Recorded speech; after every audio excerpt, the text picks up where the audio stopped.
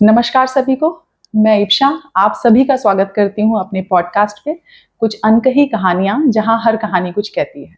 तो आज मैं मिलवाने वाली हूँ एक ऐसी हस्ती से जिनका नाम है रेनू मिश्रा, जो आली ऑर्गेनाइजेशन की एग्जीक्यूटिव डायरेक्टर हैं।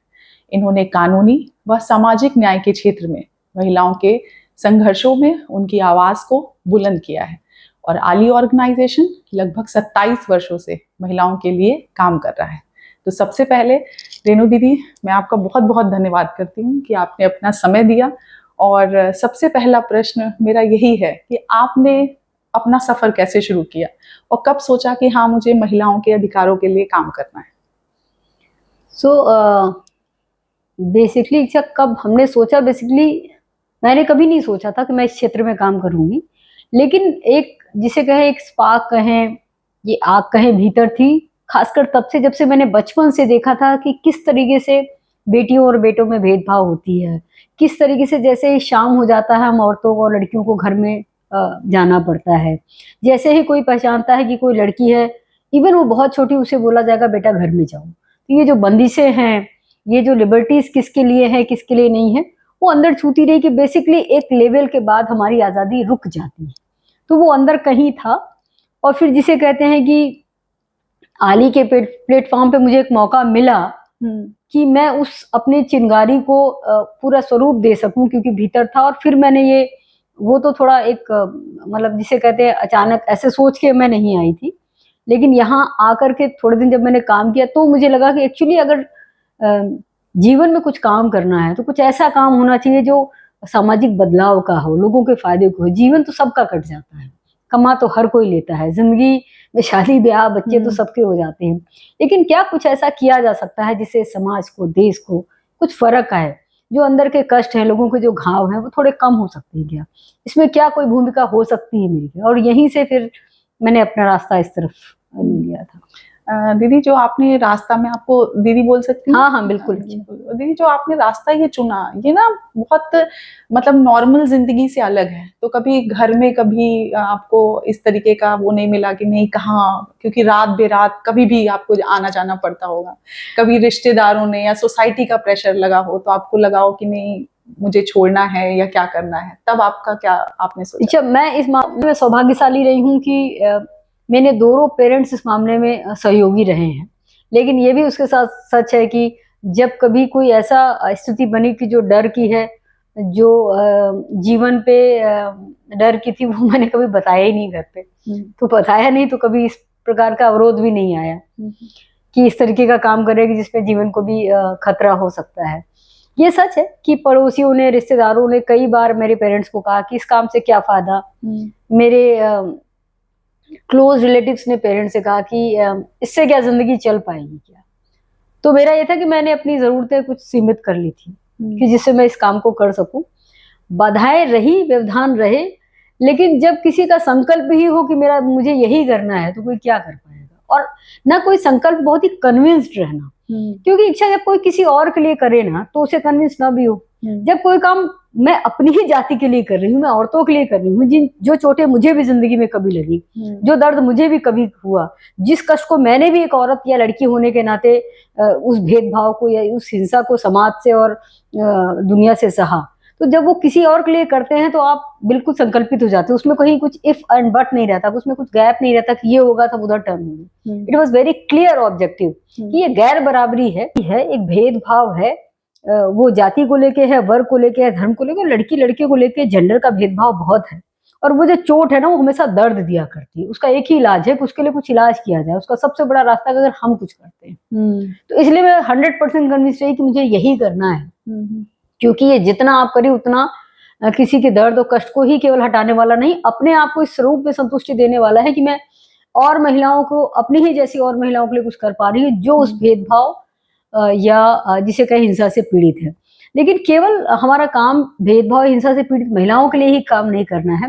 वो जो हो सकता है वो क्या करें, कैसे भेदभाव से बचे, वो कैसे अपनी आवाजों को बुलंद कर सके, कैसे महिलाओं और लड़कियां ये बात को जाने और समझे कि ऐसा कुछ नहीं है जो वो नहीं कर सकती। ऐसा कुछ नहीं है जो वो प्राप्त नहीं कर सकती, भले ही बाधाएं हैं, मुश्किलें हैं, भेदभाव, उसको तोड़ के वो कैसे आगे बढ़ी, वो कौन सा सपोर्ट सिस्टम हो जो उनके साथ में खड़ा हो, और सपोर्ट सिस्टम के रूप में मैं कैसे समाज की बेटियों औरतों के साथ में खड़ी रहूं, और केवल मैं ना खड़ी रहूं और लोगों को भी उनके साथ खड़ी कर दूं, जिससे हर बेटी और हर लड़की जो कुछ होना चाहे, करना चाहे, समाज के लिए अपने जीवन में बन सके, कर सके और आगे बढ़ सके, वो खासकर हमारा गोल रहा। दीदी, कैसे आप आली से, मतलब आली से जुड़ी, या ये हम कहें कि जैसे आपकी बातों से समझ में आ रहा है, तो क्या आली का गोल क्या है, या आली की स्थापना के पीछे उनका उद्देश्य क्या है, तो उस पर थोड़ा सा रोशनी डालिए। बेसिकली आली मतलब association for advocacy in legal institute trust, जिसका शॉर्ट नेम आली होता है, और जिसका उर्दू है ये एक तरीके से, चांस की बात है कि ये उर्दू टर्म में, इसका मतलब होता है महिलाओं की सखी। इसका मुख्यतः ये गोल हम लोग का शुरू में तो यही था कि वो संगठन जो महिला सशक्तिकरण या अधिकार के लिए काम कर रहे हैं, किस तरीके से देखा जाए कि वो क्या काम कर रहे हो, क्या सचमुच अधिकार के लिए और सशक्तिकरण के लिए काम कर रहे हैं, या उसका कुछ इम्पैक्ट होने वाला है या ऐसे ही होने वाला है। इससे शुरुआत हुई थी, बट जैसे जैसे काम करते गए, लोग आते गए, तो वो डिमांड बढ़ती गई, तो मना नहीं कर पाया। फॉर एग्जाम्पल केसेस आए तो मना नहीं कर पाया कि नहीं हम केस नहीं देखेंगे क्योंकि हम रिसोर्स सेंटर है, हमें कानून पता था, हमें पता था एफआईआर कैसे कराई जा सकती है, हमें पता था कोर्ट का सिस्टम क्या होता है, हमें पता था फ्री लीगल एड महिलाओं को मिलती है, तो सिस्टम से हमें जोड़ना पड़ा, क्योंकि ये नहीं हो सकता एक तरफ हम भेदभाव और हिंसा से पहचान की बात कम्युनिटी में करें और जब वो महिलाएं निकल के आए कहेंगे कि सॉरी हम ये नहीं कर सकते, वो कहाँ जाएंगी। उसके लिए जो सिस्टम बना है उस सिस्टम तक उनको पहुंचाना, उनसे कनेक्ट करना, और जब तक उन्हें वास्तव में जिसे कहें कि न्याय नहीं मिल जाए, उनके साथ जो हिंसा, एटलीस्ट जो हिंसा हो रही वो बंद नहीं हो जाए, तब तक तो हम जरूर उनके साथ में खड़े रहेंगे। कोई ऐसा केस जो दीदी आपके दिल को छू गया हो, मतलब इस दौरान जो आपको लगा हो कि हाँ ये केस के बारे में चर्चा करनी चाहिए? वैसे तो बहुत से केस रहे हैं इच्छा जी, लेकिन एक केस मुझे याद आता है, और वो इसलिए भी याद आता है कि शायद शुरुआती दौर में जब मैंने केस वर्क शुरू किया था, ये तब का केस था जिसमें एक महिला काफी, उसका घर शायद वेस्ट बंगाल में था, और काफी देर में उसकी शादी हुई थी, क्योंकि उसकी जब उसके बच्चे नहीं थे, और मुझे याद है कि क्योंकि उसके बच्चे नहीं थे तो उसका पति उसे घर से निकाल रहा था, और उसके फैमिली में कोई नहीं था, तो मुझे, और वो उसे कुछ नहीं देना चाहता था, उसे घर से निकाल रहा था, और जब वो मेरे पास आई, वो बहुत छू लेने वाली थी कि हम कहाँ जाएंगे, मेरा तो कोई घर बार भी नहीं है, कोई फैमिली नहीं है, कोई सपोर्ट सिस्टम नहीं है, और मैं पिछले 17 साल से लगभग 18 साल से शादी में थी, और केवल इसलिए, और ये भी नहीं पता कि जो बच्चे नहीं हो रहे उसका कारण क्या है, उसका कारण भी है, और अगर कारण हो भी तो ऐसा नहीं है कि आप महिला को निकाल सकते हो। 17 साल का जो उसका काम था, सहयोग था, जो जिसे कहते हैं घर बनाना जिसको, तो वो सब बेकार जाता है एक तरीके से। और महिला जब हमारे पास में आई तो समहाउ ये मैनेज कर पाए, हम लोग कन्विंस कर पाए हस्बैंड को कि तुम उसको घर से नहीं निकाल सकते हो क्योंकि कानून ये कहता है, और फिर हमें कोर्ट जाना पड़ा था, मुझे याद है तब डीवी एक्ट भी नहीं था, इंजेक्शन ऑर्डर लेना पड़ा था हमें। लेकिन वो एक केस, बेसिकली तो हर केस झकझोरने वाला रहा है जिंदगी में, बट वो इस केस ये बताता गया, मुझे सिखाता गया कि औरत के जीवन का क्या कोई वैल्यू है। वो औरत जो 17 साल दे गई, वो औरत को एक मिनट में उसको घर से बाहर निकाल दिया जाना, फिर वो दर दर ठोकरे खाने के लिए, झाड़ू पोछा बर्तन करके अपना गुजारा करने के लिए, उसके रहने के कोई स्थान के लिए वो फ्री है, उसके लिए वो कोई जिम्मेदार और जवाबदेह नहीं। वो जो समाज जो उस विवाह के सिस्टम में डालता है और महिला को पूरी तरह जिम्मेदार बनाता है, ठीक है, उसमें जिसमें अगर कोई महिला मां नहीं बनती, उसे एक चीज के लिए उसे यूं 2 झटके में यहाँ से वहां कर दिया जाता है। ये कौन सा, उस क्षण में बहुत इस बात को सोची थी कि कौन से समाज में हम जीते हैं, समाज के सिस्टम किस तरीके से औरतों के लिए इतने बायस्ड कैसे हो सकता है। कई महिलाओं और औरतों को मैंने देखा है कि पूरी कैरियर दांव पे लगा देती विवाह के लिए, बच्चों के लिए, और 2 मिनट में उनकी जिंदगी, और जब वो इतना साल गुजारने के बाद जब उनकी जिंदगी में शायद हेल्थ नहीं बची, शायद कैपेसिटी नहीं बची, शायद स्किल नहीं बचा, अब वो फ्री के जाओ तुम कुछ करो, और समाज ये अपेक्षा करता तुम हाथ पर है चले, तुम कुछ कर सकती हो। क्या वो एज है सचमुच कुछ कर पाने का? क्या इतना आसान है? नहीं किया है। हाँ, आजकल नहीं। और उस वक्त लोग हमेशा कहते हैं शादी कर छोड़ दो, वो कमाने वाला, पति उसमें भी कमाने वाला, बट पति कब कहाँ छोड़ देगा, किस रास्ते पे, इसका कोई सिस्टम है क्या? और लीगल सिस्टम ऑफ कोर्स ये कहता है कि मेरा अब 2005 में कानून आया कि उसको रहने का हक है, ये कानून पहले से है कि उसको मेंटेनेंस का हक है, बट उसका जो रास्ता है वो इतना दूर है कि उस बीच वो औरत क्या करे, कहाँ जाए, किसके पास जाए? Is there any other alternative system जहां वो महिला उस समय रह सके? तो वो जो एक औरत होने के कारण जो बेचारगी है वो पूरे दिल को खोखला कर जाने वाली है। दीदी कैसे, मतलब जब मैं ये सुन रही हूँ, है ना, तो आप तो ऐसे ना जाने कितने केसेस के बीच में आपने समय काटा है, इमोशनली आप कैसे अपने आप को इन सबसे दूर कर पाते हो? क्योंकि मतलब मुझे सुन के बड़ा अंदर से अजीब सा लग रहा है, आप कैसे इतना स्ट्रांग होके उस चीज के लिए लड़ पाते हो? मतलब मेरे लिए बहुत कठिन है इस चीज को रह के बीच में काम कर पाना।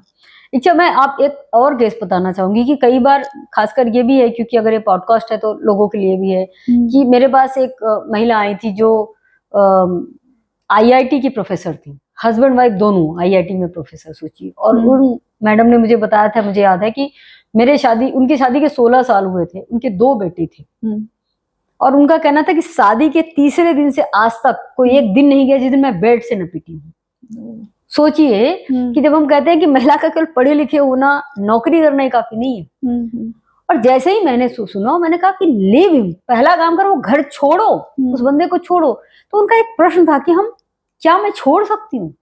क्योंकि रेणु जी, मेरे परिवार के, मेरे माँ बाप, मेरे भाई बहन, मेरे दोस्त मित्र, मेरे कुलीग, सबने समझाया है कि अभी बाद में सुधर जाएगा, बच्चे होंगे तो सुधर जाएगा। रेणु जी 2 बेटे हो गए तभी भी नहीं सुधरा।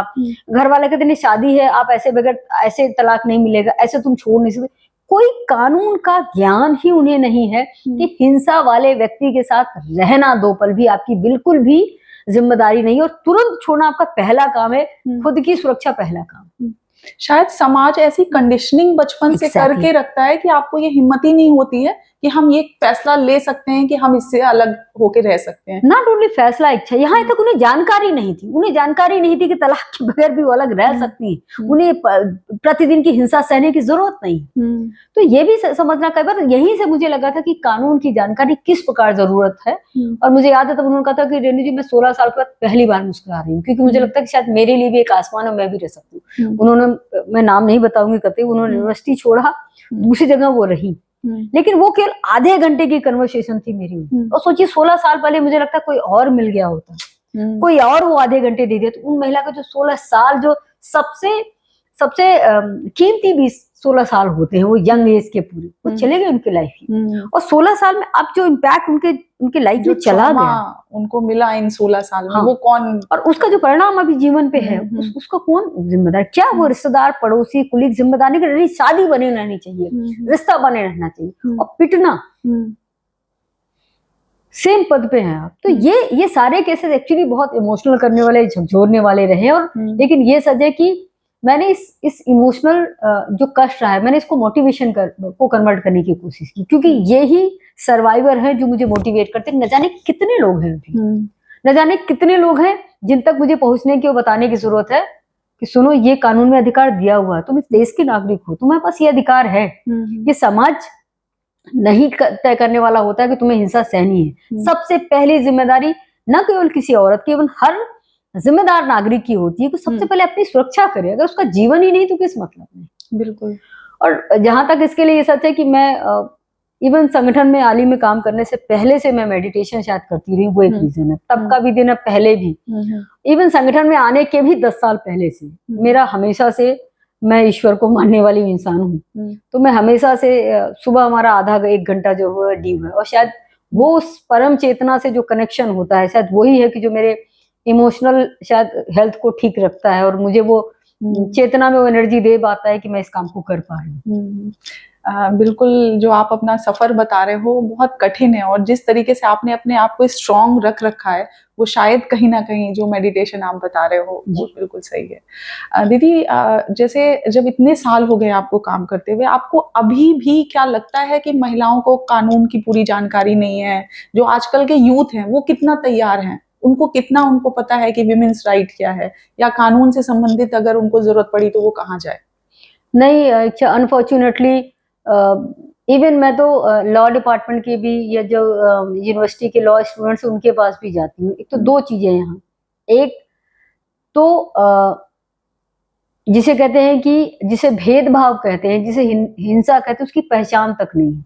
कई बार महिला लड़कियों को ये भी पता नहीं होती कि ये भेदभाव है, ये हिंसा है। कई बार परंपरा के नाम पे जिसे कहेंगे या कल्चर के नाम पे वो ओढ़ लिया गया है, बजाय कि ये फॉर एग्जाम्पल पेरेंट्स दहेज दे रहे हैं, उसके लिए लड़कियां बिल्कुल तैयार है कि ठीक है आप दीजिए, और लेकिन प्रॉपर्टी राइट नहीं मांग पा रही है कि आप ये दहेज न देकर के हमें प्रॉपर्टी में हिस्सा दीजिए कि जिससे कल को मेरे साथ कुछ हो या अनफॉर्चुनेटली कोई मुश्किल भी सिचुएशन आए तो मैं अपनी जीवन यापन कर सकूं।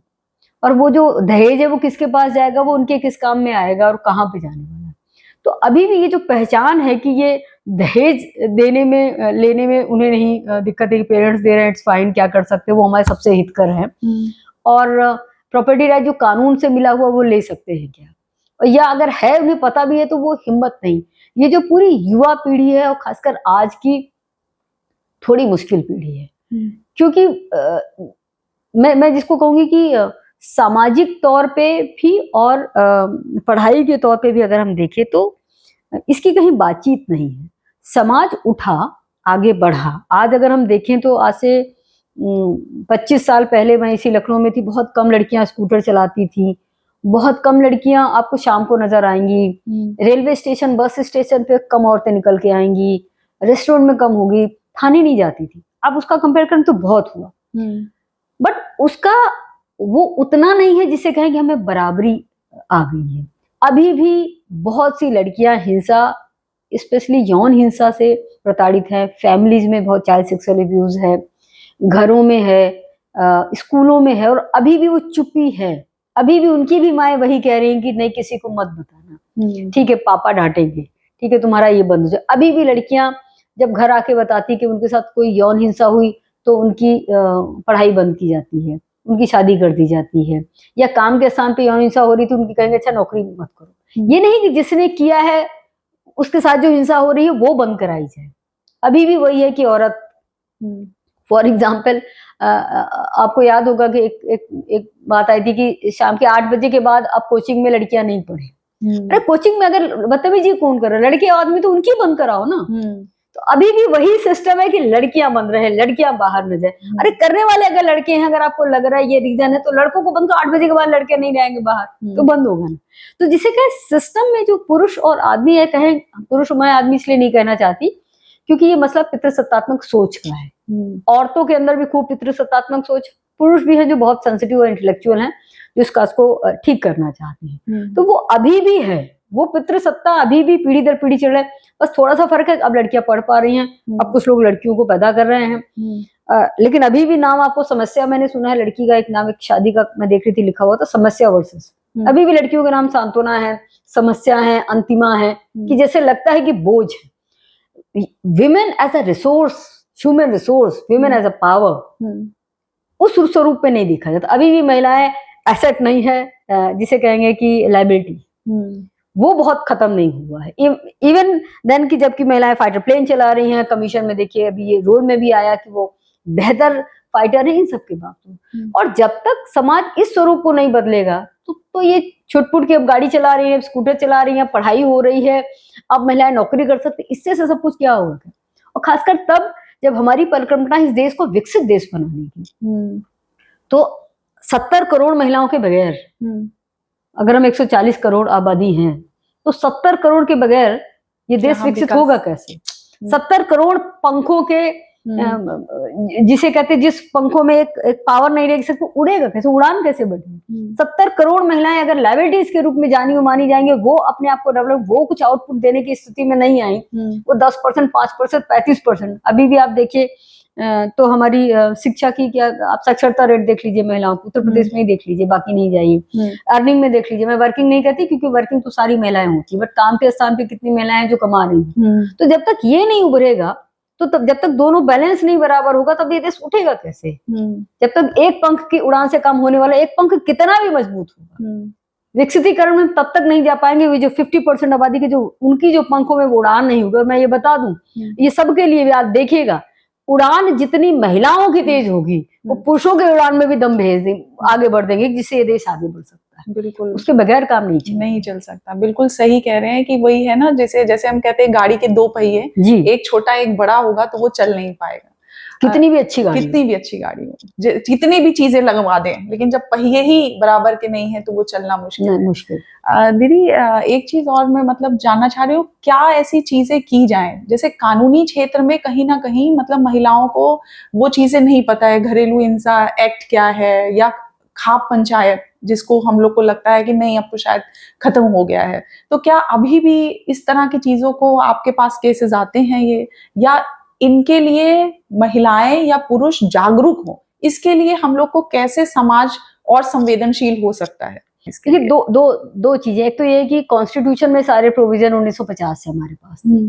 पिछला 25 साल बेहतरीन रहा है भारत में कि बहुत प्रोग्रेसिव कानून है, किंतु ये कानून इच्छा हमारे लिए तारों की तरह रह गए कि देखने में तो बहुत सुंदर है, बट उसे पकड़ नहीं सकते क्योंकि वो इम्प्लीमेंटेड नहीं।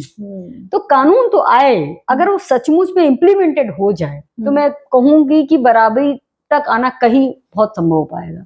लेकिन कम से कम ये जो सोच और ये जो समझ है और ये जो जिसे कहते हैं कि बराबरी का जो दर्जा है, ये या फॉर एग्जाम्पल प्रॉपर्टी की राइट की बात करें, प्रॉपर्टी राइट मिल गया, कब से मिला? 20 साल हो गया मिला हुआ, कितनों को मिला है जरा आप देख लीजिए। कौन मांग करता है? दूसरा, ये बिल्कुल सही बात है कि लड़कियां मांग न पाए, उसके लिए भी तो इकोसिस्टम होना चाहिए। लड़कियां डिसीजन आ गया उनके पास प्रॉपर्टी, उसको क्या करना उसका डिसीजन भी वही ले पाए, पति भाई और पिता के उस पर न रहे। ये कैसे हम सिस्टम डेवलप करने जा रहे हैं?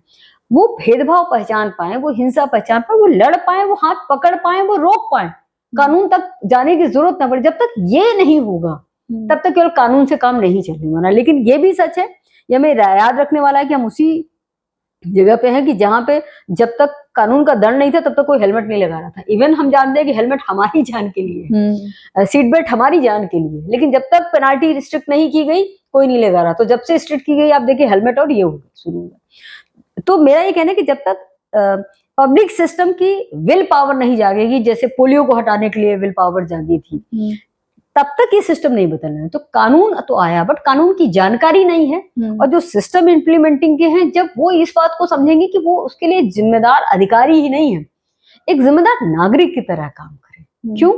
क्योंकि ये समझना कि उनके फायदेमंद के लिए, जैसे जब मैं काम करती हूँ तो मैं इसे ये नहीं कि तो मैं किसी और के लिए कर रही हूँ, मैं अपने लिए कर रही हूँ। इस तरह वो समझे कि उनके लिए है, ये उनके समाज के लिए है, वो उनकी बेटी के लिए है। अगर एक भी महिला के साथ में घटना घटित हुई और एफआईआर सही समय पे दर्ज हो गई और जो आरोपी थी उनको सही समय पे दंड मिल गया, तो एक जो मैसेज जाता है वो क्या जाता है? हजारों लोग के पास मैसेज जाता है कि भाई अगर तुम अब हमने कुछ किया तो हम बचेंगे नहीं। तो हजार वो लोग जो करने वाले होते हैं ना पीछे हट जाते हैं। तो ये समझना कि ये एक एक केस के मायने ये होते हैं। तो जब तक इस सिस्टम में काम करने वाले लोग ये नहीं समझे कि हमारा देश है, ये मेरा देश है, ये मेरे लोग हैं, ये मेरी कम्युनिटी, ये मेरा, ये केवल परिवार ही नहीं होता है, तब तक हम देश को उस तरफ नहीं लेके जा सकते जिस तरफ जाने के लिए देश तैयार है। और जो इसका भाग्य होना चाहिए कि अब हो गए 75 साल, अब देश की आजादी हो गई, अब महिलाओं की जो क्षमता, रिसोर्सेज जिसको कहते हैं एक जो वुमेन पावर है, वो अपनी फुल फ्लेजेस कंट्रीब्यूशन देने के लिए बिल्कुल तैयार है। लेकिन उस तैयारी में के बीच का जो रास्ता है, जो गैप है, वो ये जो हिंसा है, ये जो गैर बराबरी है, जो पढ़ाई नहीं होना है, जो राइट्स नहीं मिला, जब तक ये खत्म नहीं होगा वो नहीं कर पाएंगे। तो उसको ठीक करना बेहद जरूरी है। और इसीलिए कानून का ज्ञान और उसका प्रचार प्रसार जरूरी है, उसके सिस्टम को मजबूत करना जरूरी है। क्या दीदी आपको नहीं लगता कि जैसे हम यहाँ महिला और पुरुष, अगर पुरुष की भी बात करें, जैसे जो मौलिक अधिकार, फंडामेंटल राइट्स की हम बात करते हैं, वो किस तरह के कानून हैं हमारे देश में, उसके बारे में वो जागरूक हो पाए? देखिए, इच्छा इसके लिए जरूरी है कि ये समझना कि ये जो मौलिक अधिकार है, या हम इसको दूसरे रूप में लेते हैं कि जो प्राकृतिक न्याय का सिद्धांत ले लीजिए, ये जो मौलिक अधिकार है, वो मौलिक का मतलब वो मूलभूत चीजें जिसे इंसान को इंसान के रूप में विकसित होने के लिए, बढ़ने के लिए, वो इस सिस्टम के लिए इतना मौलिक चीजें, जो मिनिमम चीजें जो जरूरी है, वो चाहे पुरुष हो चाहे स्त्रियां हो। इसीलिए आर्टिकल 15 दिया गया कि जो लोग ऐतिहासिक रूप से पिछड़े, जिसमें महिलाएं भी, उसके लिए स्पेशल लॉस की जरूरत पड़ी, इसीलिए डीवी एक्ट आया, इसीलिए पॉश एक्ट आया कि स्पेशल लॉस की जरूरत है। लेकिन ये भी समझना जरूरी है कि मौलिक अधिकार का लोगों को पता ही नहीं। लोगों को पता नहीं कि मेरा अधिकार इच्छा वहीं तक है जहाँ कि मैं आपके अधिकार का हनन नहीं करूं। बट सदियों से जिसको देखा जाए तो महिलाओं के मौलिक अधिकार का हनन हो रहा है। अब महिलाएं शादी के बाद में अपना घर छोड़ के कहीं जा रही हैं, क्या वो घर तैयार है करने के लिए कि तुम्हारा घर है? सामाजिक रूप से पैदाइशी हम सुनते आए हैं, पैदा होने से पहले घर नहीं कह रहा तो पड़ोसी कर रहे हैं, ये तुम्हारा घर नहीं है, तुम तो शादी होके कहीं चली जाओगी, और शादी के बाद कि तुम तो कहीं से और से आई हो। ये जिस प्रकार की सेल्फ कॉन्फिडेंस को कम करने वाली चीज है, जो एजेंसी को वीक करने वाली चीज है, कैसे बढ़ेगी चीज? तो ये मौलिक चीजें हैं। तो और ये मौलिक अधिकार से आती है कि भाई हम एक इंसान है, हमारी भी लिबर्टी की भी, कहीं आने जाने की भी, कुछ भी नौकरी करने की भी हमें मौलिक अधिकार कॉन्स्टिट्यूशन से मिला हुआ है। बट इसको इस स्वरूप में हर इंसान समझ पाए, यहाँ का हर नागरिक समझ पाए, और हर लड़की लड़के और किसी को भी बता पाए कि भाई उसको वो पैदा हुई है लड़की के रूप में, ऐसा नहीं कि उसका हक नहीं है यहाँ, वो कहीं भी आ जा सकती है। अगर समाज में कोई गड़बड़ है तो वो सुरक्षित वातावरण देने का हमारी जिम्मेदारी है, उसका मौलिक हक है, इंसान के रूप में वो पैदा हुई है। तो ये जब तक मौलिक अधिकारों को सामाजिक जो समाज में कैसे एक आम इंसान समझ सके और ले सके, और उसके लिए नॉन जिसे कहते हैं कि निगोशिएबल हो, कि इसके बगैर काम नहीं चलेगा। जैसे आप बिजली का बिल नहीं देंगे तो आपकी बिजली का बिल कट ही जाएगा, बिल कट ही जाएगा। वैसे ही ये 4-5 चीजें आपको अपने घरों में रखनी है। ये 10 चीजें पहले हम लोग को याद है, हम लोग को कुछ नैतिक शिक्षा पढ़ाई जाती थी बचपन में। तो ये नैतिक शिक्षा जरूरी है कि आप लड़कों को बता पाए, कि लड़कियों को बता पाए ना करना उनका मौलिक अधिकार है, लड़कों को बता पाए ना सुनना तुम्हारा समझ में आना चाहिए। ये मौलिक चीजें हैं, लड़कों और लड़कियों को दोनों को बता पाना कि वो क्या कर सकती हैं, लड़के क्या कर सकते हैं, क्या नहीं कर सकते हैं, और क्या, और खासकर जिन मौलिक अधिकारों को बात करते हो वो उस शब्द में जिसमें वो विद्यार्थी या वो युवा या वो युवती समझ सके, तो ये मौलिक अधिकार का स्वरूप हो पाएगा। और तब ये मौलिक अधिकार बेसिकली बने किस लिए, कि ये हमारे समाज को ऊपर उठा सके, क्योंकि हम एक तरीके से अलग रूल से नपे हुए लोग थे, हमारा कॉन्फिडेंस कम था, हमारी सेल्फ एस्टीम बहुत ही गिरी, सालों साल हम लोग गुलाम रहे थे, और ये इसलिए देखे थे कि ये इससे आ पाए। लेकिन जब तक वो गुलामी की जिसे कहते हैं सोच से हमारे नहीं जाएगा, जब तक लोग मौलिक अधिकारों को घरों के अंदर, स्कूलों के अंदर बच्चों में नहीं डेवलप किया जाएगा, आप लॉ की बुक 20 साल की एज में पढ़ा के क्या करेंगे? और अगर ये बात है कि तब वो परिवर्तन कैसे होगा? तो मौलिक अधिकार को सामाजिक रूप में कैसे समझाया और सिखाया जाए और हमारी जिंदगी में आए, और ये हमारे लिए नॉन निगोशिएबल हो कि भाई कोई किसी का मौलिक अधिकार छीनेगा, जो छीनेगा तो उसके लिए स्ट्रिक्ट पूरा एक्शन होगा, तब ये चीजें बदल पाएंगे। और तब जिसे कहते हैं कि स्त्री और पुरुष और ये देश एक महान देश के रूप में आगे अपने आप को प्रमाणित कर पाएंगे। मतलब कई चीजें ऐसी हैं जो हम केवल पढ़ते हैं और उसको हम इम्प्लीमेंट नहीं कर पाते, क्योंकि हमें लगता है कि ये तो केवल बातें हो रही है ना, हम समानता पर सबका अधिकार, हम सब समान है। हाँ, हम सब समान है ना? और लेकिन अभी आप पूछे कि आप समान है, ठीक है, लेकिन आप दूसरों को समानता का मौका देते हैं क्या? मैं मौका देती हूँ क्या? क्योंकि मे बी कि हम किसी कास्ट, क्लास और कम्युनिटी से आ रहे हैं, हम प्रिविलेज्ड हैं, जो अनप्रिविलेज कम्युनिटी है, ठीक है, उसके अधिकार को दे रहे हैं, उसकी समानता को देख रहे हैं, क्योंकि हमें केवल मेरा नहीं ध्यान रहे। अच्छा, इसीलिए मैंने सबसे पहले कहा था कि ये समझाना और समझना जरूरी है कि मेरा अधिकार वहीं तक है जहाँ की मैं आपके अधिकारों को हनन नहीं। बिल्कुल। लेकिन हर पीछे रिलीजन, कास्ट, क्लास का बहुत, जेंडर का बहुत महत्व। हाँ, जैसे ही महिला देखी, आप हम कैसे भूल सकते हैं उस वाली घटना को, जब किसी हुआ था कि पायलट, कोई महिला पायलट गाड़ी एयरड्रम चला रही थी, और उसमें हुआ था कि साहब ये फ्लाइट नहीं जाएगी जब तक महिला नहीं जाएगी, और उस महिला को, पायलट को हटाया गया, जब तक साहब आप जाएंगे ना। जब किसी बस पे कोई घटना होती है तो जैसे कोई महिला बोलती है तो लोग सोचते महिला हट जाए बस, अरे जिसने किया उसे हटाओ ना, चाहे वो बस हो, चाहे वो चाहे आपका वो फ्लाइट हो, चाहे वो ट्रेन हो, चाहे वो ऑटो हो, चाहे वो मेट्रो हो, जहां किसी के साथ में किसी ने यौनिक हिंसा की, यौनिक हरासमेंट की, गाड़ी रुकवाइए, पुरुष को बाहर निकालिए ना, जिसने किया उसको हटाओ ना। कि यहाँ उल्टा होता है, वहाँ सारा शेम उसी पर, तुम्हारे कारण से हमको लेट हो रहा है, तुम्हारे कारण से हमें देर हो रहा है, तुम और भाई तुम उतर जाए, आप उतरिए मैडम, आप उतरिए, आपकी वजह से हो रहा है। तो अब ये क्या समाज डेवलप कर रहा है? तो जो करने वाला उसे पता कुछ नहीं होना, क्योंकि मैं पुरुष हूँ। महिला पुरुष अगर यहाँ बोले तो रुक जाएंगे, फिर हम जा नहीं पाएंगे। तो आप समझ रहे हैं कि वो उस प्रकार का इकोसिस्टम डेवलप करने की जरूरत है कि हर व्यक्ति को समझ में आए कि मौलिक अधिकार लेना नहीं, जो हमारी कर्तव्य और ड्यूटी है कि बाकी लोग भी मौलिक अधिकार उनका हनन नहीं हो। खासकर वो जो पिछड़े हैं, जिसमें महिलाएं हैं, जिसमें खासकर गरीब हैं, वो कैसे आगे बढ़ पाए। वो जो हमारी कम्युनिटी में पिछड़े हैं, जो हमारे पीछे रह गए किसी भी वजह से सामाजिक तौर पे, उनकी वो जो मार्जिनलाइज्ड हैं, उनके जब तक जिसे कहेंगे कि उनके अधिकार संरक्षित नहीं हो सके तो कोई मतलब नहीं है। और मैं से काम नहीं चलेगा, हमसे काम चलेगा अगर हमें देश को आगे बढ़ाना है। और अगर ये भी समझ बात देश की नहीं है, आप भी सुरक्षित तभी रहेंगी जब बाकी औरतें सुरक्षित रहेंगी। अगर लगता है कि अरे वहां आग लगी मुझे क्या करना, तो मत घबराइए, आप अभी चैन से सोइए, 10 दिन बाद वो आग आपके पास में आएगी और ज्यादा टाइम नहीं लगेगा। बिल्कुल, जब हम आज दूर की आग को नहीं बुझाएंगे तो जब हमारे घर में लगेगी तो फिर हम तैयार नहीं हो पाएंगे। तो अभी चाहे तो आप पुलिस अधिकारी हैं, जुडिशियल ऑफिसर हैं, वकील हैं, आपको या आप किसी भी कानून के इम्प्लीमेंट लगता है, हमें क्या करना। अरे कल को आपकी बेटी के साथ भी हो सकता है, आपकी पत्नी के साथ भी हो सकता है, आपकी तब आपको समझ में आएगा। और मेरे पास ऐसे केस आए हैं कि जिसमें एक पुलिस वाला गिड़गिड़ाता हुआ है कि FIR नहीं दर्ज हो रहा। मैंने जज के भी बेटी के केस देखे हैं, वकील के भी देखे हैं, उनके भी देखे, और मैं कभी पूछने की हिम्मत नहीं कर पाई क्योंकि व्यक्ति कैसे आए कि आपने अपनी जिंदगी में क्या किया था। क्या आप एटलीस्ट ये कमिटमेंट लेके जा सकते हैं कि मैं ये काम करूंगा या करूंगी।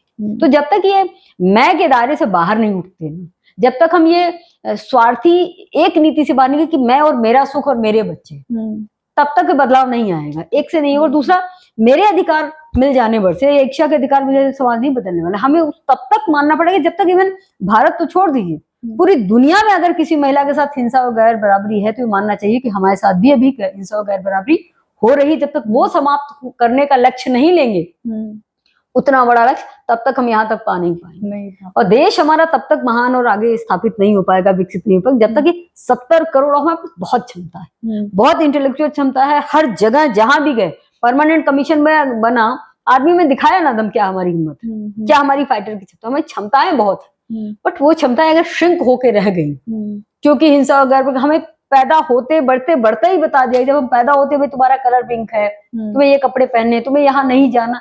ये जो नहीं जाना और करना, ये जो बेड़ियां पाड़ना शुरू होना, यहाँ से इनकी क्षमताओं को ही कर्ब कर दिया जा रहा है।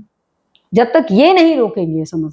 और ये नहीं कि मेरी ही फैमिली में हो रहा है, हो सकता है मेरी फैमिली का हमने बचा लिया, बाकी परिवार का क्या स्थिति है, बाकी समाज का क्या स्थिति है, गांव में क्या हो रहा है, उसके हर जाति, हर धर्म, हर क्लास, हर जगह, हर स्टेट में क्या हो रहा है। जब तक वो नहीं ठीक कर लेते और अपने आप को कष्ट सहने के लिए तैयार नहीं हो दूसरों के लिए, तब तक कौन सा समाज और देश हमारा बढ़ने वाला है। तब तक वो कमिटमेंट जरूरी है। और उसमें कानून जो है ना, वो करंट की तरह काम करता है। बाकी किसी की भाषा समझ में चाहे नहीं है, कानून सबको समझ में आता है, क्योंकि हमने बताया भी कि हेलमेट का जब तक पेनाल्टी नहीं पड़ी, कोई हेलमेट नहीं पड़ी। तो कानून की भाषा, कानून एक एम्पावरमेंट देने वाला है। कानून का ज्ञान भी आपको एक सेंस ऑफ एम्पावरमेंट देता है, और वो उस एजेंसी की तरफ, डेवलपमेंट की तरफ ले जाता है, जिससे एक अलग प्रकार का कॉन्फिडेंस आता है। तो जरा सोचिए, अगर ये इम्प्लीमेंट कर दिया जाए तब तो क्या कमाल हो जाए। तो महिलाओं और लोगों को पता, और सबको पता हो, लड़कों को भी पता हो कि साहब ये गाने हो सकते हैं, तो मैं तेरे पीछे आऊं, तू मुझे रोकने का नहीं। ये स्टॉकिंग है, बताना जरूरी है। ये कानून की भाषा भी स्टॉकिंग है बॉस। वो पीछे आई, वो रोक रही तो हट जाओ, नहीं तो स्टॉकिंग है।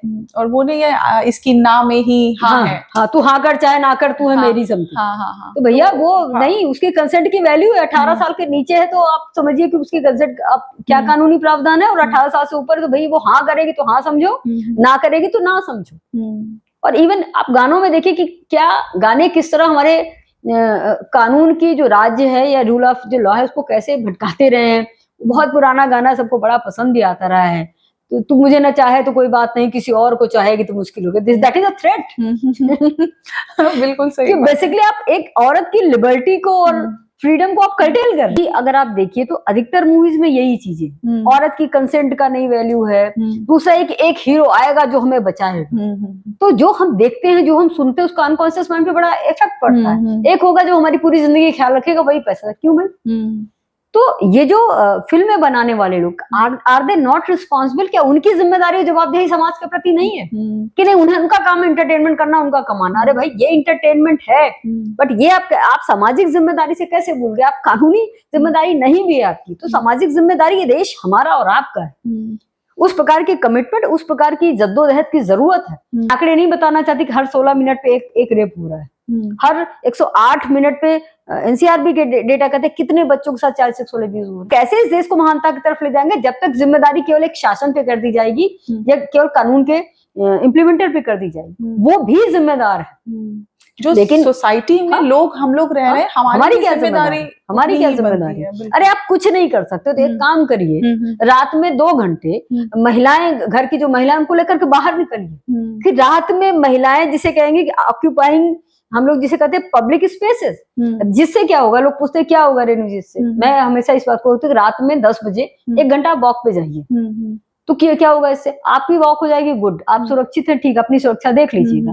इससे क्या होगा, वो महिला जो रात में हॉस्पिटल से आ रही है या काम से आ रही है या किसी जगह से, उसको एक सेंस ऑफ सिक्योरिटी आएगी। और दूसरी, पब्लिक स्पेस पे महिलाओं का जाना बहुत जरूरी है। तो वो व्यक्ति जो अपने आप को इंटेलेक्चुअल करता है, साहब हम बैंकर हैं, साहब हम कोई और काम करें, हम समाज के लिए कुछ नहीं कर सकते। अरे 2 घंटा आप रात में बाहर घूम के भी, अपने घर की महिलाओं को घुमा के भी, महिलाओं की मैं बात कर रही हूँ, रख करके भी आप देश का वो भला कर सकते हैं जिससे 10 और महिलाओं को सेंस ऑफ सिक्योरिटी का फील होगा कि महिलाएं पब्लिक स्थान पे हैं। और ये लॉ एंड ऑर्डर की जिम्मेदारी होगी कि वो महिलाएं सुरक्षित रहे।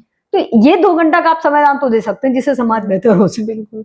ये किसी से मेरी एक बार बात हुई थी तो उन्होंने बहुत अच्छी बात बोली कि रात में पुरुषों की संख्या ज्यादा है, लड़कियों की कम, लेकिन अगर वही संख्या बराबर हो जाती है तो वो डर खत्म हो जाएगा ना, फिर तो वो बराबर है, जैसे दिन में है वैसे रात में।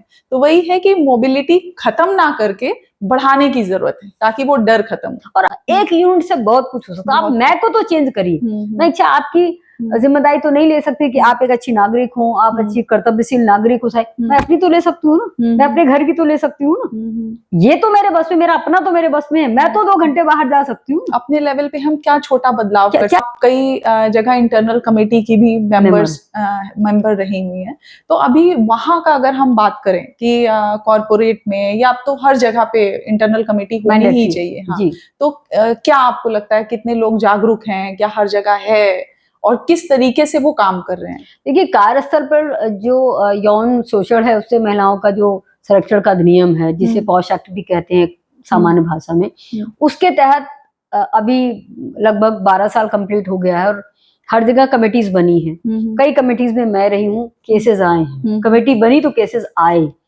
और केसेस में महिलाओं को जिसे कहेंगे कि न्याय भी मिल पाया है। जहाँ एटलीस्ट मैं रही हूँ वहां तो मेरी पूरी कोशिश है कि न्याय, एक तो समझ पाना कि केस क्या सचमुच में न्याय हो पाए, और कि किस तरीके से, क्योंकि हम लोग कानून के लोग हैं तो हमें पता है कि किस तरीके से ट्रायल होता है और सही आ पाए। पर जो मुश्किल है वो ये है कि अभी भी जो कमेटी के सदस्य हैं उनको पता ही नहीं केस देखना कैसे है।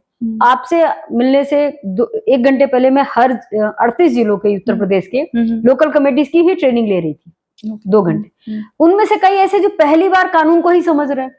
तो आप सोचिए, कानून कोई आसान चीज नहीं है, कानून एक टेक्निकल विषय है, टेढ़ा विषय है, इसको इंटरप्रेट करना, उसको सरल भाषा में समझना, फिर वो जो कानून के लोग नहीं है उनकी जिम्मेदारी है कानून को इम्प्लीमेंट करना, उनको केसेस की हियरिंग कैसे करना है। तो वही मैं आपसे पहले भी कही थी कि जो कमेटी के लोग उन्हें नहीं पता है तो वो कैसे हियरिंग करेंगी। तो 2 तरीके की जगह देखी, एक तरह मैंने देखा केवल महिला को सुनकर के अक्यूज ठहरा दिया कि भैया ये आरोपी जो है वो जो घटना कहेगी सही, ऐसे नहीं होता है। आपको पूरा उसका जिसे कहेंगे एग्जामिन करने पड़ेगा दोनों पक्षों को। और एक ये है कि महिला झूठ बोल रही है, ये भी गलत है कि आप एग्जामिन करो ना, आप कुछ मत सोचो। जब मेरे पास कोई केस आता है तो जब मैं कमेटी में, मैं कुछ नहीं सोचती कि मैं अभी लोग पूछते अभी कुछ नहीं कर सकते, जब तक केस को एग्जामिन नहीं करेंगे हम नहीं समझ सकते। दूसरी बात यह है कि इस कानून में बहुत कुछ कहा गया कि प्रचार प्रसार का किसी को पता ही नहीं है। तीसरा डर होता है कि हम आएंगे तो, क्योंकि अधिकतर सेक्सुअल हरेसमेंट करने वाला महिला से ऊपर का अधिकारी होता है, तो नौकरी का डर, उसके लिए क्या प्राविधान है। जब जो कमेटी के लोग हैं उन्हीं को नहीं पता है। तो आप सोचिए कि अभी सुप्रीम कोर्ट एक केस में जो Gonzales versus state of Goa है, जिसमें बहुत सख्त हुई है सुप्रीम कोर्ट, उसमें कुछ ऐसे स्टेट है जिनके ऊपर जुर्माना भी ठोका, इसके बावजूद कमेटीज नहीं कर रही।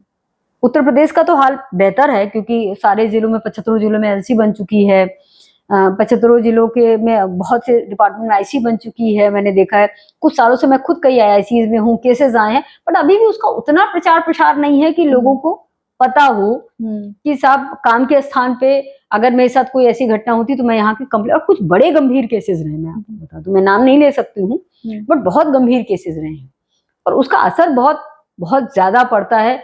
उस महिला पे तो पड़ता है, उसका असर उसके घर की बाकी महिलाओं पे पड़ता है, उसकी पड़ोसी भी पड़ेगा, उससे सब पे पड़ेगा, किसी एक महिला। तो ये समझना कि मैं उस क्वांटम फिजिक्स पे नहीं जा रही हूँ कि एक व्यक्ति पे असर पूरी दुनिया के लोगों पे पड़ता है, लेकिन मैं ये जरूर मानती हूँ कि एक व्यक्ति के साथ कुछ अच्छा हो या बुरा हो, उसका असर हमारे पूरे समाज पे पड़ता है। तो हम सबको एटलीस्ट इतना जागरूक तो जरूर होना चाहिए, और इतनी इंसानियत तो जरूर लानी चाहिए, खासकर अगर हम यहाँ की बात कर रहे हैं भारत में, कि किसी और के साथ कुछ हो रहा हो तो हम चुप न बैठे। ये जो चुप्पी की संस्कृति है ना, ये बेहतर नहीं। और जो हम लोग, आप जानते हैं कि हम लोग जो गाना भी हम लोग का है कि तू चुप रह करके जो सहती रही, तो क्या ये जमाना हजारों सालों से बदल गया क्या? तू बोलेगी तो मुंह खोलेगी, तभी तो जमाना बदलेगा। एटलीस्ट बोलना तो सीखो महिलाओं। तुम्हारी नानी भी चुप रही, तुम्हारी दादी भी चुप रही, तुम्हारी माँ भी चुप रही, तुम्हारी परदादी भी चुप रही, क्या एटलीस्ट तुम तो बोलो। और अगर तुम नहीं बोल पाए, अपनी बेटियों को तो बोलो कि वो बोले। गलत को अगर गलत नहीं कहेंगे, और सही को अगर हम सही नहीं कहेंगे, और गलत का हम विरोध नहीं करेंगे, और सही के साथ अगर हम खड़े नहीं होंगे, तो ये अपना देश है, ये हमारा देश है, ये हमारा भारत, ये कैसे बढ़ेगा? कानून के सहारे बढ़ जाएगा। 10 लोग, हम 150 करोड़ होने वाले, हमारी जिम्मेदारी भी ज्यादा है, क्योंकि हम दुनिया के सबसे अधिक पॉपुलेशन, तो हमारी जवाबदेही भी है। हम ऐसा इंडिविजुअल क्या करें? और एक अकेला चना बाढ़ नहीं फोड़ता, इसलिए जरूरी कि 10 लोग या बाकी लोग भी समझे कि बाकी काम करते हुए भी सामाजिक जिम्मेदारी हमारी क्या है। एक चेतना, एक जिसे कहते हैं कि नारी चेतना को जागृत करना पड़ेगा। उसके अंदर एनर्जी बहुत है, बट उसके ऊपर का जो पर्दा पड़ा वो हटाना पड़ेगा, और वो तब होगा जब उसकी इनसिक्योरिटीज जो है, जो सेफ्टी सिक्योरिटी का वो हटेगा, और उसके ऊपर भरोसा करना सीखेंगे कि भैया महिलाएं अच्छी स्कूटर चलाती हैं, महिलाएं अच्छी गाड़ियां चलाती हैं, महिलाएं अच्छी फाइटर प्लेन भी चलाती हैं, महिलाएं सब अच्छा कर सकती हैं। मौका नहीं मिला और आप ये शक करना बंद कर दीजिए, हम महिलाएं कर सकते हैं, और हमारे अंदर सेंसिटिविटी है, हमारे अंदर सामाजिक जिम्मेदारी भी रहती है, हम मल्टीटास्किंग भी कर लेते हैं। लेकिन हाँ, हम सुपर वुमेन ना हमें बनना चाहिए, हमें दिखाने की कोशिश करनी। इसीलिए जरूरी कि पुरुष वर्ग भी सहयोग में, सपोर्ट में आए, क्योंकि ये मामला औरतों का मुद्दा नहीं है भेदभाव। जिस समाज में रहे वो हमारा समाज है, उसका नुकसान और फायदा दोनों को होता है। तो इसलिए जरूरी कि वो सब जिनकी आत्मचेतना जागृत है, वो इस सामाजिक चेतना को जागृत उठाएं, या नारी चेतना को जगाएं, और कहीं की जिम्मेदारी न ले, अपनी जिम्मेदारी और ले, अपने घर की जिम्मेदारी ले, उतना भर कर ले, बदलाव हो जाएगा। और हमें तब, मुझे लगता है तब 2000, जिसे कहते हैं कि अब 20 साल में ये भारत आगे बढ़ पाएगा, और इसके बगैर तो संभव नहीं है। ये जान भी लेना चाहिए और मान भी लेना चाहिए। बिल्कुल सही बात है। जब हम आधी आबादी की बात करते हैं तो हमें कुछ कठिन काम करने की जरूरत है, कुछ कठिन कदम उठाने की जरूरत है, कठिन फैसले लेने की जरूरत है, कठिन जिम्मेदारी लेने की जरूरत है, और जिम्मेदारी से भागने की जरूरत है। ये जिम्मेदारी इतनी भी कठिन नहीं है, चाहे तो हो जाएगा, और एक ही तो जिंदगी मिलती है ना, और अपनी कट ही जाती है। दूसरों की करते करते भी कट जाती है, स्वार्थी रहे तो भी कट जाती है, तो क्यों ना करके काटी जाए ना, वो बेहतर है। ये अपना, ये समझना जरूर कि मैं की संस्कृति से बाहर निकले, ये हम वाली पे आए कि ये हमारे लोग हैं, हम लोग, हमें दूसरों के लिए बढ़ना पड़ेगा, आगे खड़े रहना पड़ेगा, और वो हम कर सकते हैं। जी दीदी, जैसे आप आली ऑर्गेनाइजेशन डोमेस्टिक वायलेंस केसेस भी देखते हैं, तो उसके बारे में थोड़ा सा बताएं, और अगर लोगों को मदद चाहिए तो वो आप से कैसे बात कर सकते हैं? देखिए, ये बहुत गौरव की बात है कि 2005 में एक ऐसा कानून आया जिसकी मुझे लगता है सदियों से जरूरत थी। एक ऐसा, उसके कारण मैं कर लूं, महिलाएं के साथ में भेदभाव और हिंसा हो रही है, ये हमें पता था। उसके लिए एकमात्र इससे पहले कानून था, जिसको अब बीएनएस में 86 कहते हैं, और आईपीसी में बहुत पॉपुलर सेक्शन इसको 498A कहते हैं, इसलिए मैं ये बता रही हूँ जिससे सबको याद होगा। एकमात्र सेक्शन था, बट महिलाएं किसी को जेल नहीं भेजना चाहती। महिलाएं बस केवल ये चाहती कि उनके साथ जो हिंसा हो रही है वो बंद हो जाए। वो किसी को जेल भिजवाने में इंटरेस्टेड नहीं। हम उस 0.011% की महिलाओं की बात नहीं कर रहे जिसके मिसयूज की बात पूरी दुनिया कर रहे हैं। हम वो 99.99% महिलाओं की बात कर रहे हैं जो हिंसा और गैर बराबरी से पीड़ित हैं, और जो चाहती हैं कि उनके साथ हिंसा बंद हो। और इसीलिए ये सिविल कानून आया, इसमें कोई जेल नहीं जाता है। दूसरा, ये पहला ऐसा कानून था जो आप जानते हैं कि घर में रहने की इजाजत देता है, प्रॉपर्टी राइट की बात नहीं कर रहे। प्रॉपर्टी राइट तो आप जानते हैं कि पेरेंट्स की प्रॉपर्टी राइट में 1956 से हक था और इंसेस्टर प्रॉपर्टी में 2005 में हक मिला। बट आप जानते हैं कि कल्चरली हर लड़की शादी के बाद अपने पति और पति के परिवार के साथ रहती है, बट ये सामाजिक भी है और कल्चरल भी है, बट इसका हक नहीं था रहने का। पहली बार एक ऐसा कानून आया भारत में जो रहने की हक की बात कर रहा था, जो भेदभाव की बात कर रहा था, जो नेटल फैमिली हिंसा की बात कर रहा था, जो खासकर सेक्सुअल वायलेंस की बात कर रहा था, जो मैरिटल रिलेशनशिप में होता है, जिसकी कहीं कहीं कोई और कानून में जिसकी पहचान नहीं। लिव इन भी आता है, लिव इन भी इसके अंतर्गत, लिव इन रिलेशनशिप की भी ये बात कर रहा था। तो ये एक बहुत बड़ी बात रही है और इसका फर्क आया है। अभी रेजिडेंस ऑर्डर अभी मिल पाते हैं, अभी महिलाएं अपने, अब उनको उनके साथ हिंसा हो रही तो ऐसा नहीं कि पत्नी को आपने बाहर निकाल दिया, पत्नी घर में रहने का राइट मांग सकती है। बट अभी जिसको कहते हैं कि 20 साल हुआ है, तो कानून बहुत बेहतरीन है अपने आप में। और बट वही है कि कानून की इम्प्लीमेंटेशन की स्थिति उतनी बेहतर नहीं है, शायद वो जितनी बेहतर होती जाएगी अब तो वो उतना, और खासकर ये क्योंकि सामाजिक कानून है एक तरीके से महिलाओं के लिए, उसमें समय लग रहा है। लेकिन ये भी सच है कि अगर पब्लिक सिस्टम के लोग ये समझें कि उनके लिए, जब तक यही दिक्कत लगती है लगता है हमें उनके लिए काम करा, अगर जिस दिन ये समझ जाए हमारे लिए, ये हमारे लिए है, जुडिशियल ऑफिसर बंदे हमारे, तो हमें न्याय करना कितना जरूरी है, हमें क्यों इतना इंसाइटफुल रहने की जरूरत है, तो तभी ये हो पाएगा। तो कानून बहुत अच्छा है कि आप मायके में हैं, आप ससुराल में हैं, आपके साथ किसी भी प्रकार की शारीरिक, मानसिक, जिसे कहते हैं भावनात्मक या आर्थिक हिंसा हो रही है। आर्थिक हिंसा की कहीं बात ही नहीं हुई, 12th के बाद लड़कियों को पढ़ाना बंद कर दिया, मैंने ऐसे केस देखे। ठीक है, लड़की अपना कोचिंग करके पढ़ाना चाहती है, ट्यूशन पढ़ के, वो भी नहीं इजाजत दे रहे, उसकी जबरदस्त शादी हो रही। तो जबरदस्ती शादी से कैसे रुक सकती है, अपनी मर्जी की शादी करना चाह रही है, नहीं करने दे रहे, उससे कैसे वो कर सकती है, उसके साथ जो भेदभाव है कैसे रोक सकता है, और वो चाहे उसके माँ बाप के घर में हो रहा हो, चाहे ससुराल में आ रहा उसके लिए रेमेडी मौजूद है। दूसरी जो सबसे बड़ी चीज है कि आप हिंसा करते हुए महिला को घर से बाहर नहीं निकाल सकते, उसका रेजिडेंस राइट उसका मायके में भी है और उसका ससुराल में है, वो इस रेजिडेंस ऑर्डर को ले सकती है। तो अपने आप में बेहतरीन कानून है, बस जो गैप है वो इसकी इम्प्लीमेंटेशन का है। वो अगर बेहतर हो पाए तो उसके बड़े अच्छे परिणाम होंगे, अदरवाइज कानून भी हमारे तारे रोके रह जाएगा, जिसको मैं बताते वक्त बहुत खुश हो सकती हूँ, लेकिन महिलाओं के लिए ये काम का तब साबित होगा जब ये इम्प्लीमेंटेड होगा अपने फुल फ्लेजेस फॉर्म। कोई रिसोर्स नंबर है जिसमें लोग आपको कांटेक्ट कर सकते हैं अगर उनको मदद चाहिए? देखिए, एक तो सरकारी सिस्टम को जानना बहुत जरूरी है। पब्लिक सिस्टम में आप जानते हैं 112 नंबर हमेशा याद रखना चाहिए, 1090 है हमारा जिसको याद रखना चाहिए। आप जानते हैं कि 181 है जो महिला हेल्पलाइन, याद रखना चाहिए। और हम जो विमेंस ऑर्गेनाइजेशन है जो महिला अधिकारों के लिए काम करते हैं, महिला सशक्तिकरण के लिए काम करते हैं, बराबरी के लिए काम करते हैं, उनका भी याद रखना चाहिए। हमारा नंबर आप गूगल पे डालेंगे AALilegal.org तो आपको वेबसाइट मिल जाएगा, उस पर सारी चीजें मिल जाएंगी। अगर आप नंबर को लेके करें तो हमारा नंबर है 0522, यहाँ का कोड है लखनऊ का 278260। हम उत्तर प्रदेश, झारखंड, बिहार और उत्तराखंड के 37 जिलों में मुफ्त सामाजिक विधिक सपोर्ट महिलाओं और बच्चों के केसेस में और ट्रांस के केसेस में सपोर्ट करते हैं, और जिससे कि इन कानून का सही इम्प्लीमेंटेशन हो सके और महिलाओं का एक जिसे कहते हैं उनकी जिंदगी भी खुशहाल हो सके।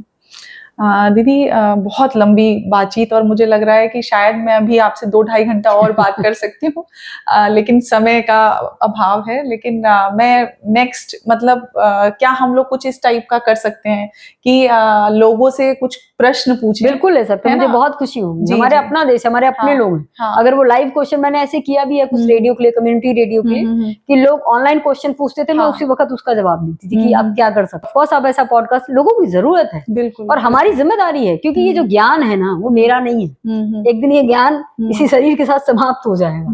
तो जब तक मैं जिंदा हूँ, जो कुछ कर सकती हूँ मैं अपने समाज के लिए कर सकूँ, मेरे समाज और मेरे देश के लिए कुछ कर सकती हूँ। एक कोई संदेश जो आप अभी की युवा पीढ़ी को देना चाहते हैं कि आप चाहते हो कि ये करना चाहिए उनको? देखिए, युवा पीढ़ी को जो सबसे बड़ा संदेश है वो खो गई है, वो सो गई है। ये हमारा देश है, ये हमें इसको बढ़ाने के लिए एक यूनिट के रूप में अपने आप को समझना चाहिए। एक एक व्यक्ति से बनता है, उसे एक जागरूक नागरिक के तौर पे काम करना चाहिए, एक अच्छे, एक जिसे कहते हैं एक बेहतर इंसान के रूप में काम करना चाहिए। ये बहुत बड़ी जरूरत है। और एक बात कभी भी मत भूलने, लगता है अधिकतर आप लोगों से पूछिए ना तो लोग कहते हैं ना, इवन हमारे सेक्टर में भी, ये गड़बड़ है, वो गड़बड़ है, वो दिक्कत है, वो मुश्किल है। अरे भाई तो आप ठीक कर दीजिए। मेरा मानना है कि जब तक किसी समस्या का हल आप नहीं जानते हैं और आपको उसको ठीक करने की क्षमता नहीं है, आपको किसी कमी को निकालने का भी हक नहीं है। तो एटलीस्ट जो मुझे हमेशा समझ में आता है कि दुनिया में कुछ भी असंभव नहीं है। तो युवा पीढ़ी का जो स्टक हो जाती है कि नहीं ये नहीं होगा, वो हिम्मत जुटाए और वो अपनी सामाजिक जिम्मेदारी को भी समझे, अपनी नागरिक कर्तव्य को भी समझे। और उसमें वो 50% महिलाएं हैं, वो इसी देश का हिस्सा हैं। और वो बेहतर देश तभी बन सकता है जब महिलाएं और लड़कियों की जिंदगी भी बेहतर होगी। और ये ना समझे कि नहीं ये तो हो नहीं सकता, ये तो हजारों सालों से हो रहा है। तो एक जो लाइन है ना, कौन कहता है कि आसमान में छेद नहीं हो सकता, एक पत्थर तो तबीयत से उछालो यार। बस वो दिल से होना चाहिए, पूरी जिसे कहते हैं पूरी जद्दोजहद के साथ होना चाहिए। ये क्या संभव नहीं कि हमारे देश में भी सब बराबर हो जाए? क्या ये संभव नहीं कि हमारे देश में भी औरतें और महिलाओं की चेतना पूरी जागृत हो जाए? क्या ये संभव नहीं कि हमारा देश भी महिलाओं के मामले में आगे बढ़ जाए और ये देश को कोई रोक पाएगा? जिस दिन इस देश की महिलाओं की चेतना जाग गई, कोई रोक नहीं सकता है कि ये दुनिया के सबसे बेहतरीन देशों में से एक होने वाला है। तो ये जरूरी है और ये मानना भी जरूरी कि होगा। रेणु दी की बहुत ही ज्यादा मतलब प्रेरणा भरी बातों से मैं खुद भी इतना मोटिवेटेड फील कर रही हूँ। और मुझे लगता है आप सब लोग भी इनकी बातों को सुने ध्यान से और उसको इम्प्लीमेंट करने की कोशिश करें। कई संस्थाएं भी हो सकता है सुन रही हूँ, कुछ सरकारी अधिकारी भी सुन रहे हों इसको। तो मैं यही चाहूंगी कि कहाँ कहाँ पे हमें खुद लगता है अपने लेवल पे कि हाँ अगर इसको ठीक किया जाए तो चीजें बेहतर हो सकती हैं। तो आप सभी से रिक्वेस्ट है कि इस चीज को देखें और क्या बदलाव किया जा सकता है हमारे समाज में। और एक छोटा सा रिक्वेस्ट है मेरा सभी को कि पेरेंट्स भी जब लड़का और लड़की अपने बच्चों को पाल रहे हो तो लड़की को परी की तरह नहीं पालें या उनको हीरे की तरह नहीं रखें, उनको लोहे की तरह पालें, जिसमें जब हम बारिश में छोड़ देते हैं ना तो वो चाहे जंग लगे चाहे कुछ ऐसे, इस तरीके से हमें लड़कियों की परवरिश करनी चाहिए। और ऐसे ही हम लड़कों की करते आए हैं, तो अगर लड़कों की वैसी परवरिश है तो लड़कियों की क्यों नहीं। तो बस इसी के साथ मैं फिर आप सबसे विदा लेती हूँ और नेक्स्ट एपिसोड में फिर से मुलाकात होगी। थैंक यू, नमस्कार।